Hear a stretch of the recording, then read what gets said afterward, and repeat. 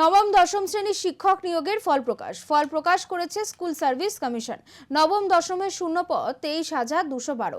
X হ্যান্ডেলে বলেছেন শিক্ষামন্ত্রী Bratya Basu. School service commission নবম দশমের ফল প্রকাশ করেছে।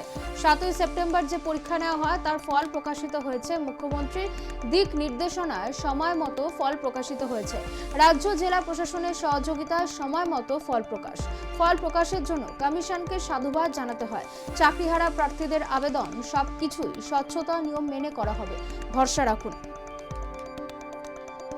7ই সেপ্টেম্বর যে পরীক্ষা হয়েছিল সেই পরীক্ষার ফলাফল প্রকাশিত হয়েছে। এক্স হ্যান্ডেলে শিক্ষামন্ত্রী লিখেছেন, স্কুল সার্ভিস কমিশন নবম দশমের ফল প্রকাশ করেছে। মুখ্যমন্ত্রীর দিক নির্দেশনায় সময় মতন ফল প্রকাশিত হয়েছে। ফল প্রকাশের জন্য কমিশনকে সাধুবাদ জানাতে হয়। চাকরিহারা প্রার্থীদের আবেদন সবকিছুই স্বচ্ছতা ও নিয়ম মেনে করা হবে, ভরসা রাখুন, লিখেছেন শিক্ষামন্ত্রী ব্রাত্য বসু।